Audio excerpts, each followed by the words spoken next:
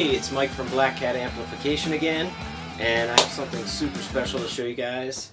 This is for a listing on Reverb, so if you happen to surf into this, you may be able to go on reverb.com if it's still available. The Black Cat Amp's original Predator 40-watt amp, and it's built into an ammo can. So you can see, if you've seen the listing, you've seen kind of the pictures all around, but this is what it looks like. Built into an ammo can, and it's 40 watts. This was a idea that I had conceived of probably about a year ago, and I had been prototyping it, trying to get the best sound, the best tones, anything that I would like to personally have and own. So I built myself a prototype so that I could play with it. This one's definitely lacking the cool labels that you see in the ad, but I kind of was putting parts in, taking parts out, trying different circuits, trying different equalizer circuits, all kinds of stuff, and I got it to the point where I thought it was just incredible, and I said, I'm not going to touch it anymore. And that's what I did with building this one here.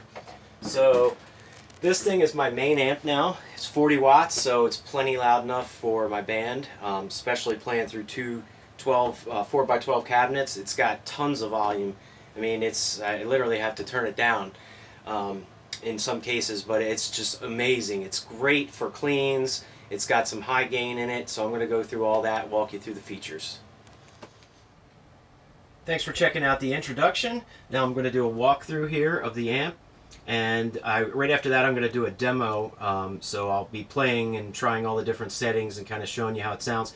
If you want to skip ahead, feel free. However, this is definitely going to be showing you what is in the circuit, what it does, all the features, and then I'll get into kind of playing and then sort of showing you. So I just unhinged the top panel here. Notice it's laying on its side. And also wanted to show you one other thing. The case, the can for this, I did not buy this like this. This was actually a black or greenish kind of color ammo can. So this was all painted with airbrush, stencils that I cut by hand.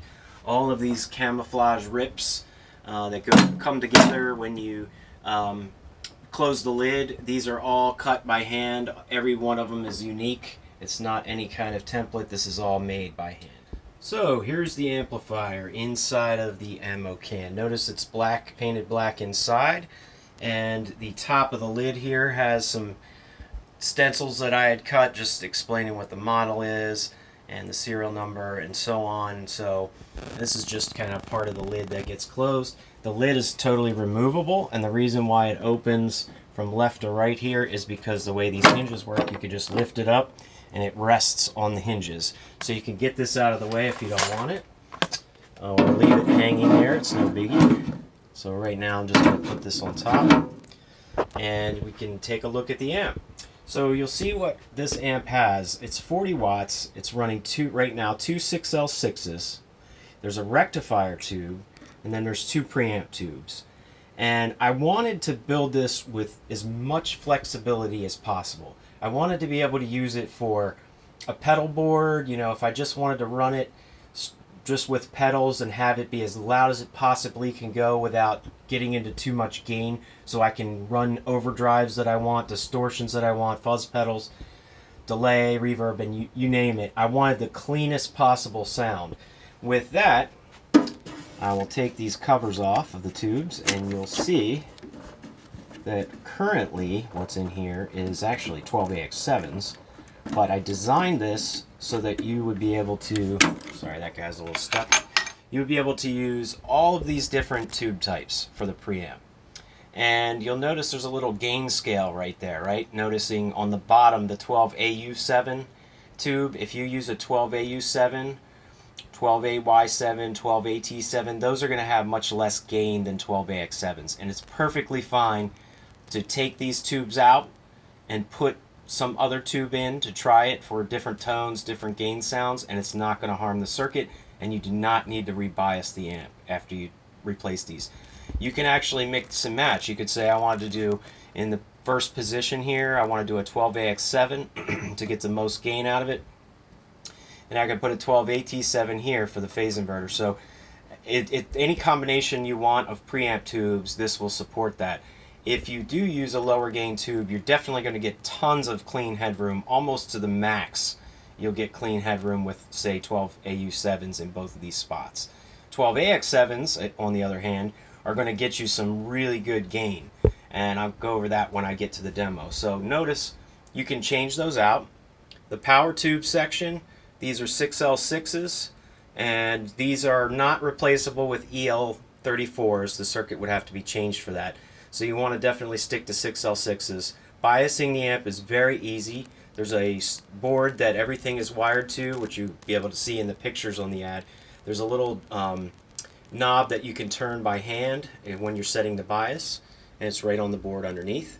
And then of course there's the rectifier tube. You could use anything from a GZ34, a 5AR4, and that's what's in there currently, or even a WZ34, which I believe is a copper based tube, and I tried that out in this amp as well. I didn't like the sound of that as much as the regular glass tubes, but what I have in here now, these tongue soles, and actually these are, I believe, JJ preamp tubes. I've been trying to swap out all different types of tubes that I have, and this is the best combination that I think sounds great. So that's what I'll be selling this with.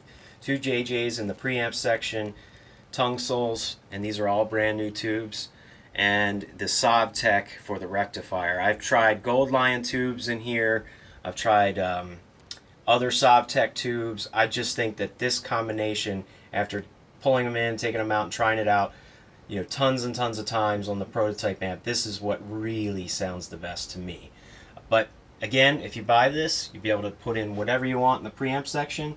Of course, if you change the power tubes, you'll definitely have to have it rebiased and checked.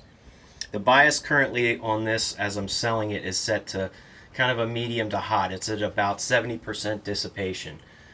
So you'll get a lot of life out of the tubes, but you're kind of getting it to the maximum point for those tubes. So there's a 2 amp fuse. You can access that right there with the fuse. There's 2 handles on the top for pulling it out for servicing. Notice that there's feet on the bottom. These feet are actually what is mounting the chassis to, the 4 feet is mounting the chassis to the actual ammo can. So they serve as a dual purpose, right? So the screws that go in there are using cage nuts, and those are clamping that down, so it's very sturdy. And this is an aluminum chassis, and everything is just built perfect to fit inside this can. Spent a lot of time working on this, measuring everything out. Alright, let's go over the front panel and the features. Here's your power. You plug in your cord there, and you'll notice I got some creative labels here since it is an ammo can. Arm, standby, and disarm. This is a 3-way switch, so this would be like turning the standby switch on most amps that have both a standby and power switch, and then that'll warm your tubes up, and then click that all the way up to arm it, which means you're good to go, everything's ready to play. So it's a 3-stage switch. Rectifier. There's a little symbol there, maybe hard to see on the video, but that's a picture of a diode. You can use diode rectification or tube rectification. So when you have this switched down to the tube section, this will run this 5AR4 that's in here right now. So you get that nice kind of bottom end from the tube. And diode, you're going to get a lot higher gain. There's more volts in the circuit that way, and it's definitely going to be a lot crispier.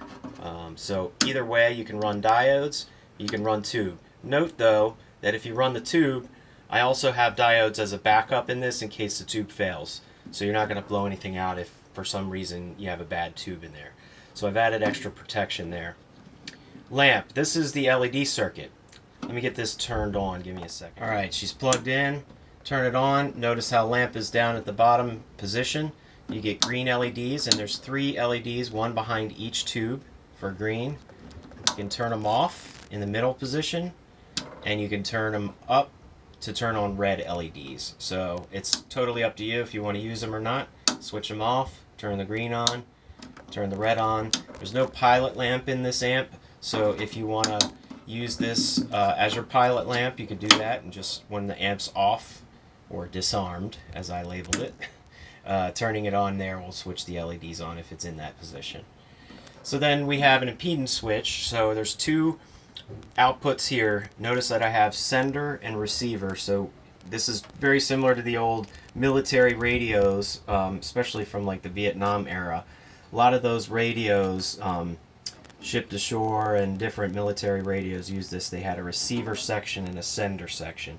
So in this case, I was just being creative and created two inputs. There's an A and a B. I'll explain it's like channel 1 and channel 2. And then of course your A and B out to your speaker cabinets for your sender. You can set your impedance here at 4 ohms or 8 ohms. Sorry, I'm trying to get this to focus. So if you have two 16 ohm cabs you're running, you put it on 8 ohms. If you have two 8 ohm cabs, you put it on 4 ohms. Or if you're just running one, match the impedance to that cab. If you have just one 16 ohm cab, you'd be able to run this at 8 ohms, right? And that would be okay. It's an okay mismatch. It's not going to hurt anything. And then notice there's a feedback switch. The feedback switch is really not what most people think of as feedback from a guitar, but it's actually a feedback loop to feedback the signal to the output. So right here, this is a three-way switch. In the up position, you're going to get the most clean headroom because it's actually using a resistor in that position. Then in the middle position, it's actually adding a capacitor. You'll get a little kind of in the middle, so it won't be as much clean headroom. And then for maximum or the normal setting, you just put it all the way down. So that would be with no changes to the circuit, no feedback in the loop. So this is kind of give you the loudest and the most crisp sound. If you wanted to dial it back just a little bit and get a little less gain, you can switch these up.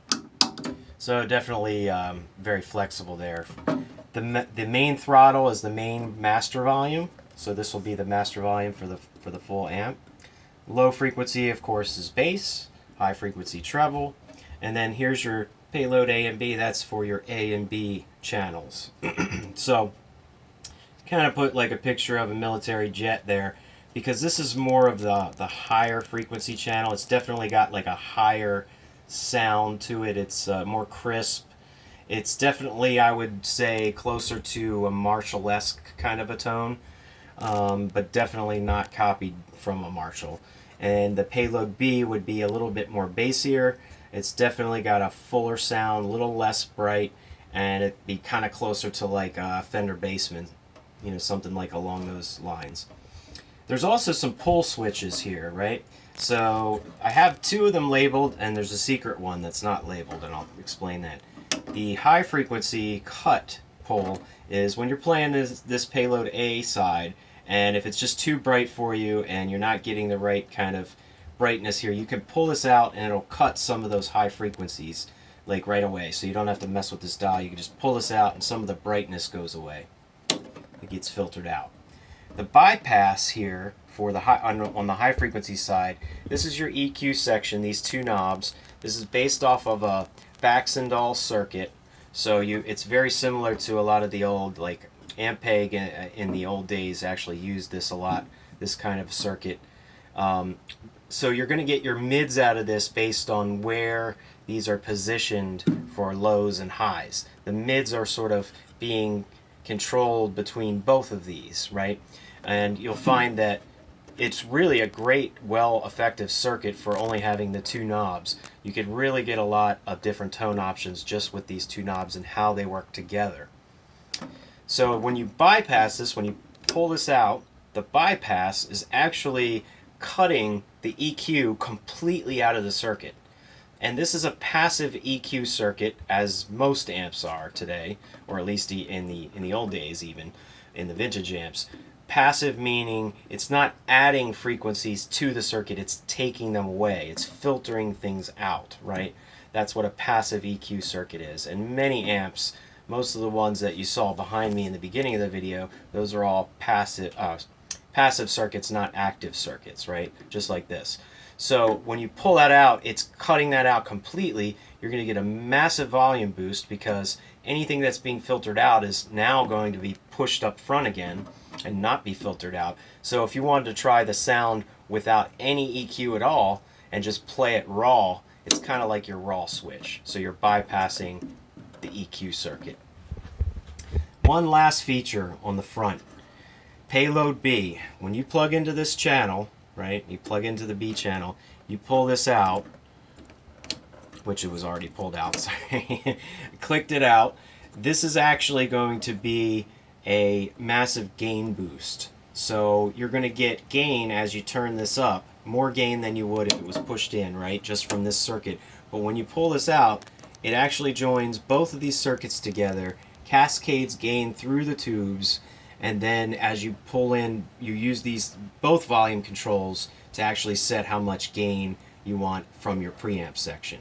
So the cool thing about this is you can really, with 12AX7 tubes in both positions, you can get a lot of crunch out of this thing. I mean, it's of course not going to be like a massive modern gain monster, but it's going to be definitely, you can get a lot out of it, especially if you have active pickups in your guitar. So it'll definitely do some rock, some metal, and stuff like that. And you really got to crank these up when you pull that out, and they will give you as much gain as you want. Or you can dial it back and dial this one back as well and get some clean out of it with just a little crunch. Push it back in, and now you're just using the B input, right, the B channel. And if you push that in, you're going to get gain only when you get up closer to the top of the spectrum of this. Now remember, all of your loudness is controlled through this master volume. So you'll be able to play at lower volumes, you know, practice volumes, and play with the amount of gain you want without actually having to crank the actual volume of the amp up. Matter of fact, even at the lowest position, you're going to get a little bit of volume out of this thing, and depending on what types of speakers you're using, it'll actually be like, you know, pretty good amount of volume, even with this turned all the way down and these cranked all the way up. So with this master throttle, again, it can take you from I've noticed that when I get up around 4 to 5, that's where it really starts to max out. And then if you really want to push those power tubes, you start getting this into the 5, 6, 7, 8, 9, 10 range, and you're going to get some extra crunch out of that power section. So depending on also the preamp and how much that's being pushed. If you want a super clean pedal board type of an amp, I would highly recommend putting 12AU7s or 12AY7s in there, right? Even 12AT7s. And you can crank these preamp volumes up pretty high without getting any gain at all. It'll be super clean, and you can crank this sucker almost to the max and just get massive clean headroom. So it's really flexible depending on the types of tubes you want to use. I've even found that just playing with 12AX7s, I can get as much clean as I want out of this thing and get tons of clean volume just by keeping the preamp under like a volume of 4. And I can I can turn this volume up, and it's super loud. I mean, it's definitely loud enough to play live at a show. So really cool, really flexible. And let's get into some demos. Let's play it. Alright, it's time to rock on this thing. So I've got this 2 cabinets plugged in. These are 2 8-ohm cabinets, Mesa Boogies from the late 80s, early 90s. So I have the impedance on 4 ohms to run both cabinets. Feedback switch that I had mentioned earlier is actually in the down position. Of course, the rectifier I've put on diode for now. We'll switch it to tube rectification in a little bit. I've got master volume on about 1/2 to 1 or so. Bass is about 8, treble is about 8, and the payload volume I'm plugged into right now, the input A, or channel 1, and this is on about a volume of 1 or 2.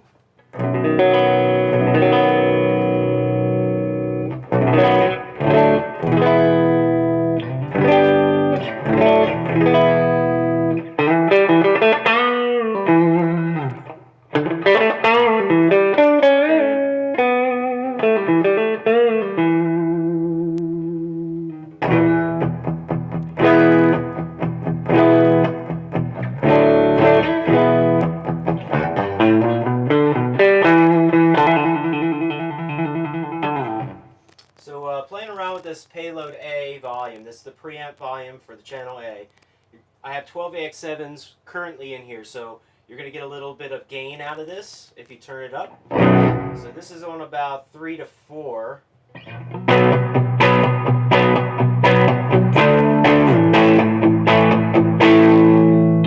put on my bridge pickup. That was the neck pickup.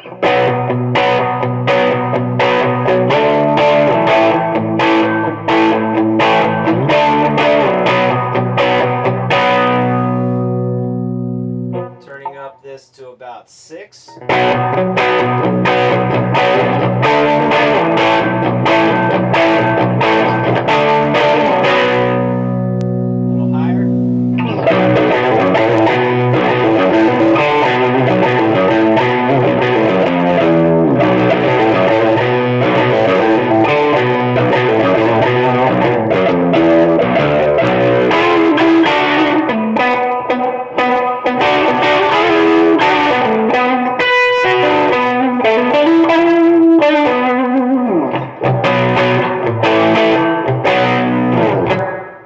So if I turn the highs up a little, cut the bass back, get it a little crispier, even higher on the channel volume, get a little more rock out of it.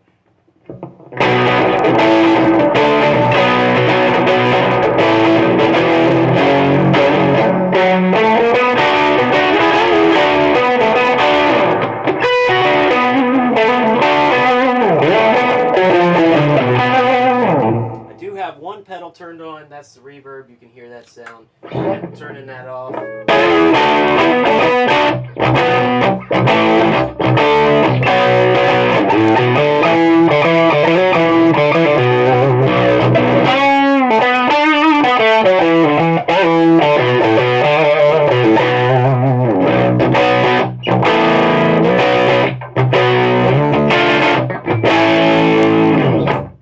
So very bassy. It's a super bassy amp. It's got tons of fullness, even in the channel A. So that's with 12AX7s. The high frequency cut, when you pull this knob out, it's going to get rid of some of those highs. So if I turn the highs all the way up, just to give you an example of this. Let me turn the preamp volume down a little so it's not as gainy. Pulling this out takes away some of those high frequencies right out of the loop there. So it kind of gives you that extra option. If it's a little too bright, you can play with the highs and the lows, but sometimes I just like to have that. It's a nice little feature to cut some of those highs if I find that once I get on stage, sometimes what I thought sounded good, it's a little too high. I can pull this out, cut some of those highs, because when you get down to that speaker level, you really start to hear the highs coming through. That's with it off, on, or disengaged. It's a lot brighter. Now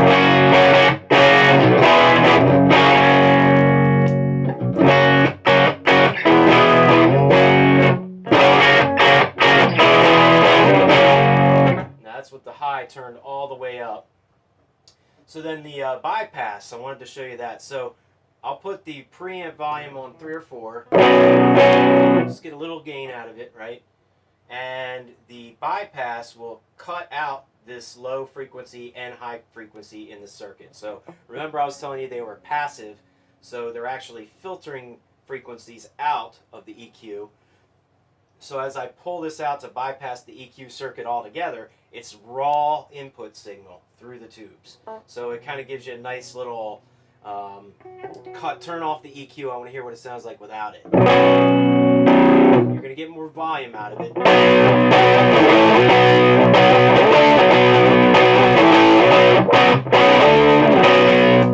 Then back with the EQ.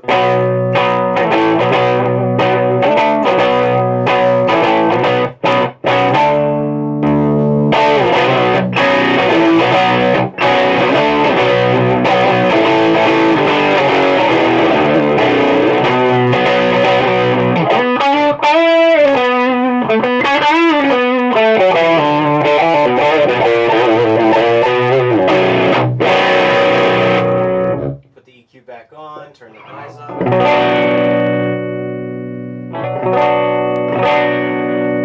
Playing clean on this channel, even with 12AX7 tubes in it. Again, you can put lower gain tubes in to get much more clean headroom with this preamp volume. But if I turn this to about 2 or 3, put the neck pickup on. Now I can use my master volume to really drive that clean tone.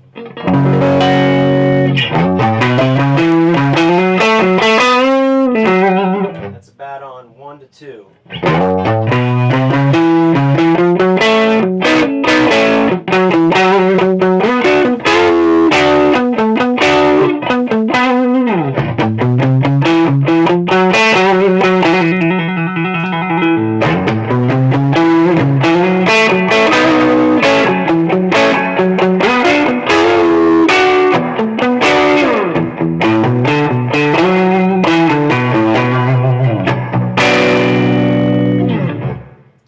Goes very loud, even just turning that on 1 or 2. Otherwise, the main throttle, main volume has been down this whole time, and I'm just using preamp volume. Sorry, it's been about on a half, I'd say. All right, so let's go to channel B. So I'm going to plug into channel B here. Nice thing is there's no controls, nothing to plug into in the back. Everything's in the front. Kind of makes it nice. You switch things around really quick. You don't have to reach back, find anything, and there's no holes in the back. There's some feet on the bottom when you set the can up. They're just little tiny rubber feet just to keep it from getting scraped up, but no controls or everything's in the front, so nothing you have to worry about in the back. So I'm going to go to payload B or channel 2, and this was the bassier channel, a little less highs.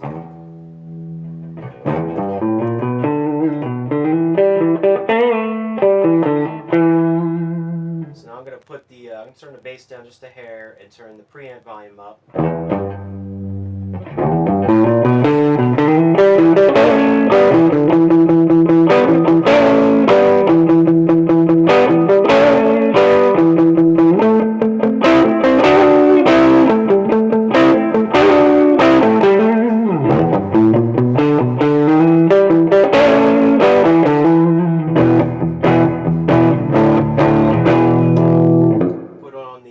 Bridge pickup.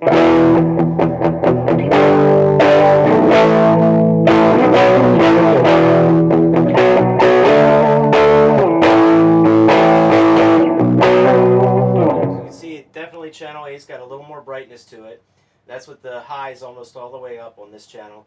But this channel definitely has a different gain tone than the first channel. So as I turn this up to get more gain,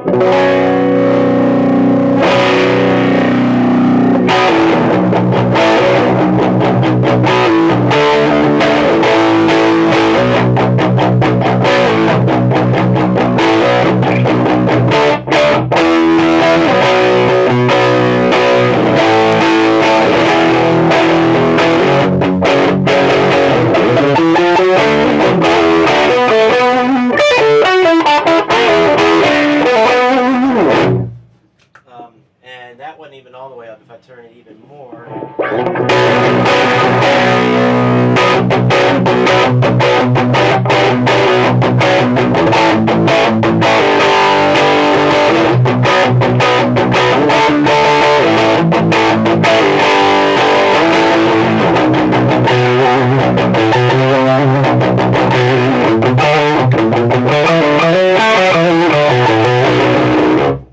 so the piece that's not labeled, the little secret knob here, if you pull payload B and you're plugged into payload B, that activates high gain on both sides. So now you can use both of these volumes to kind of, I guess it's more like it's just mixing the two channels in together and giving you double amounts of gain.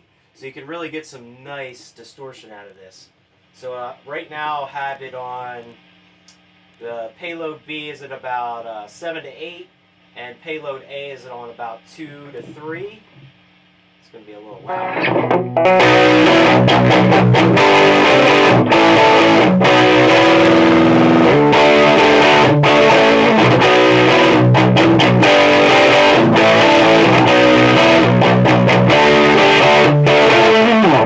Turn up payload A even more, about halfway.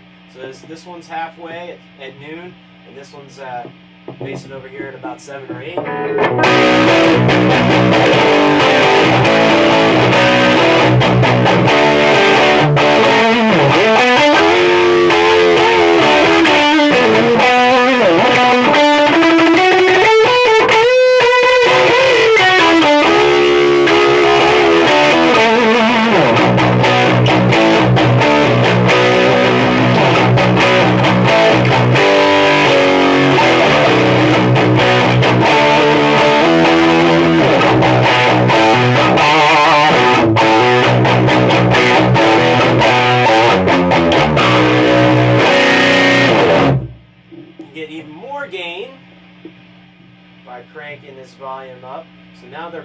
about 8.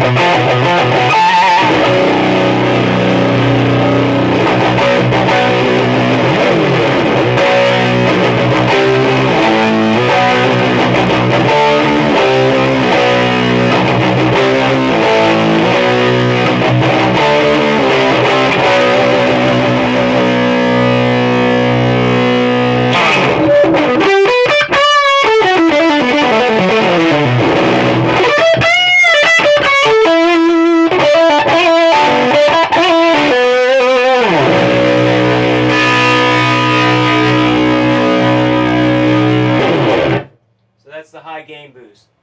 So pulling that out again, use both volumes when you do that, and you got to be plugged into channel B. You can actually use this for clean volumes as well. So I can pull this out, turn both volumes down around, I don't know, 2 or 3, and you'll get an even different tone because now you're mixing the tones from channel A and channel B together. So to kind of get a best of both worlds, you get that really bright channel, you get that really kind of bassy full channel, and you put them together. If I turn them down just so it doesn't have the gain.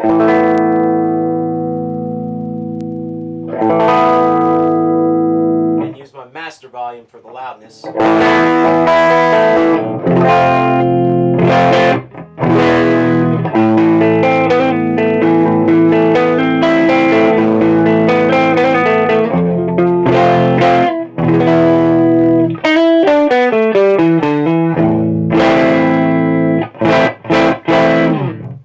Where you're going to hear the difference in the rectifier, so I'm still on the diode rectification.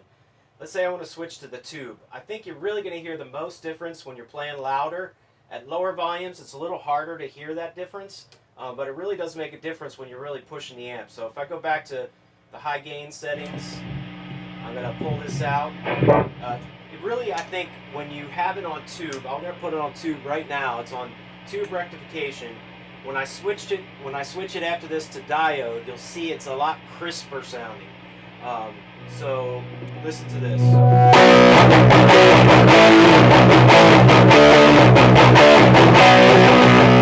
Diode.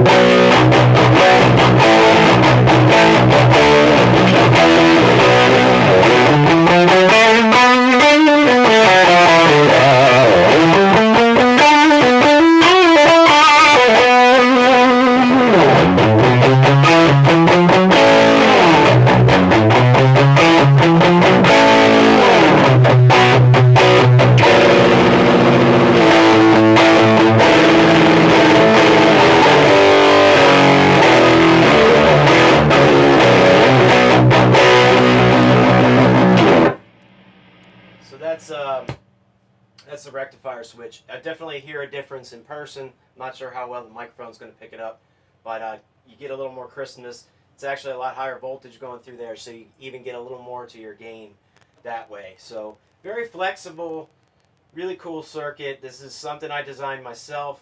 I've built a lot of amps so far. I've built Fenders, Marshalls, built amps from kits, built amps from scratch. This is definitely my favorite so far. It's so flexible in such a small little can that I could take anywhere, and it's loud enough for me to play live. So it's pretty neat. If I was going to play a show and I wanted to use some fuzz pedals, distortion pedals, I'll show you what I do. I put it on, I kind of like to do, especially with metal, like to use the channel A I put it up just loud enough on that channel before it starts to get some gain, right?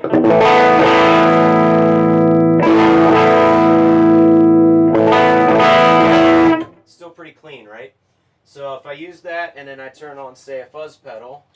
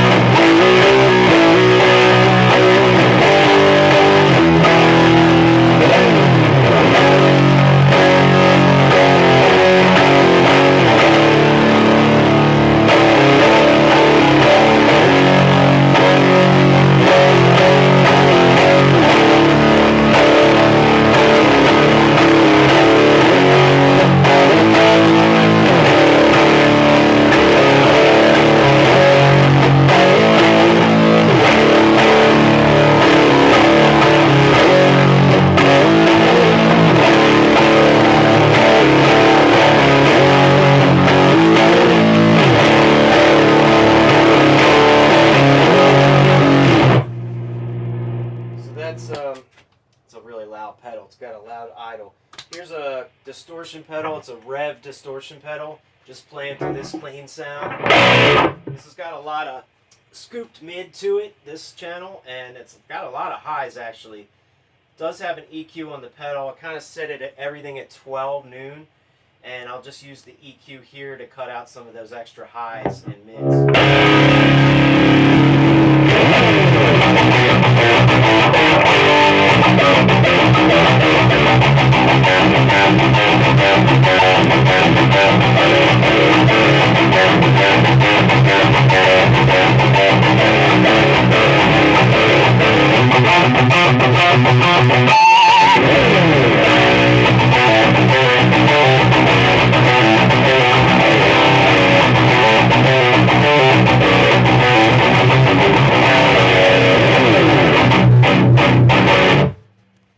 That's very crisp, really good sounding, and that was actually on the tube rectifier. Switching that to diode, I'm going to get even more tightness out of it.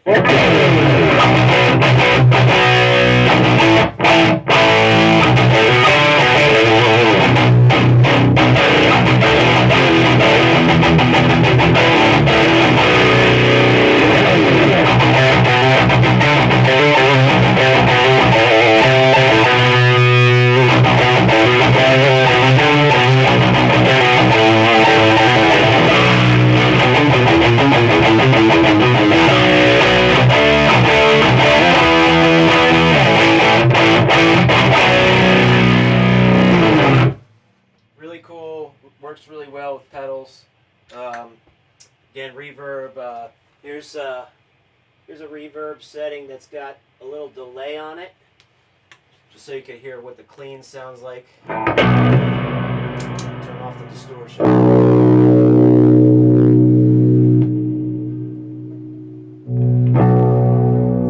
Got the bass about 8 or 9. Treble also 8 or 9. Preamp volume's on like 2, and I'm using the master volume here.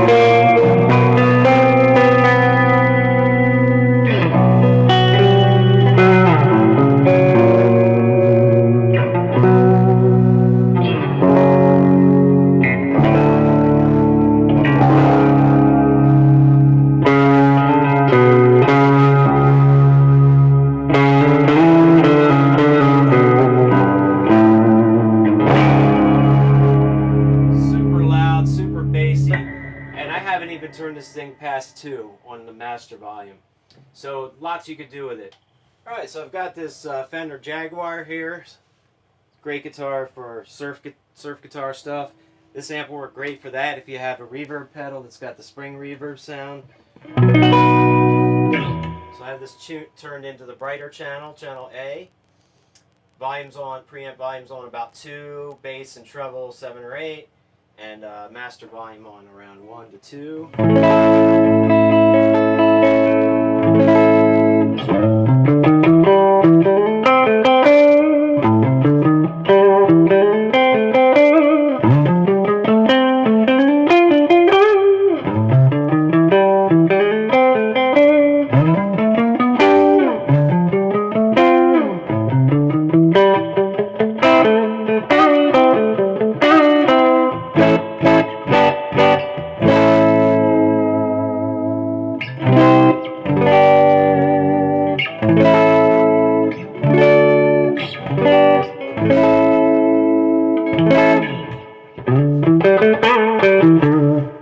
Give it a little gain on that channel.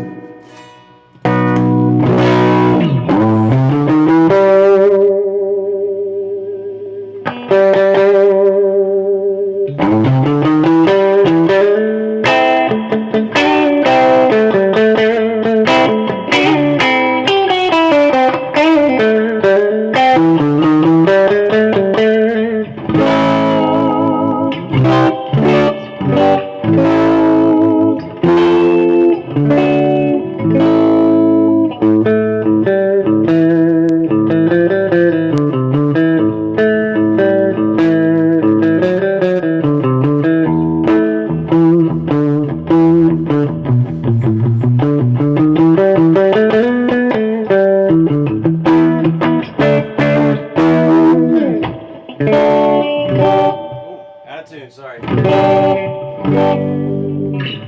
Gives you an idea though with passive pickups what it sounds like.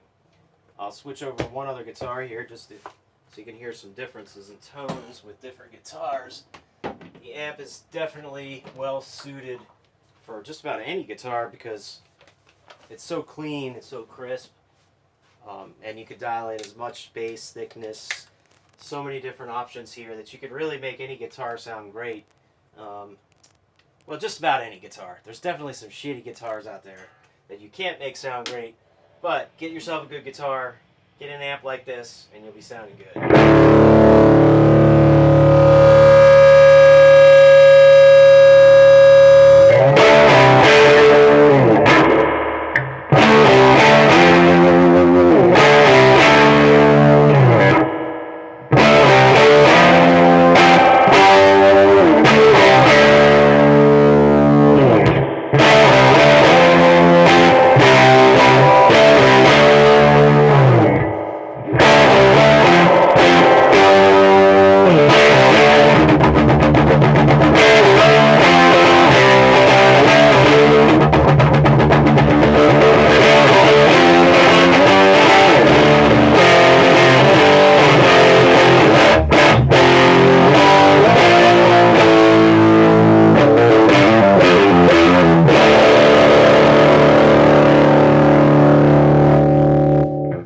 This one with the high gain side, so it'll be in channel B, channel 2, turn that up, pull the high gain out. This is a Seymour Duncan Invader pickup. It's an excellent, excellent pickup for metal, especially if you're going to be doing any kind of Iron Maiden or anything like that. It's just an incredible pickup. I'm really happy with it. I just put it in this Charvel that I've had since the early 90s, and it just made it sound incredible. So I had the stock pickups in there. So here we go. Some high gain stuff. Now these pickups are definitely going to feed back, make it feed back more, being this close to the amp. But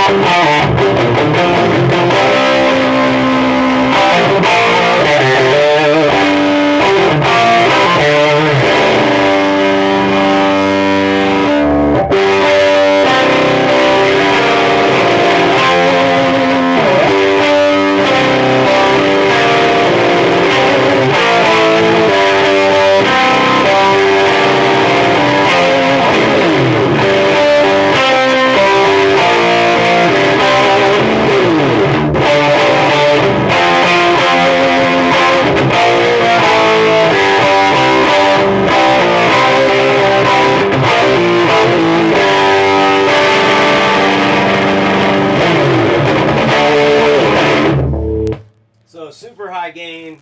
It's awesome. I can't stop playing when I get started. I know the video is really long. I hope this really helped.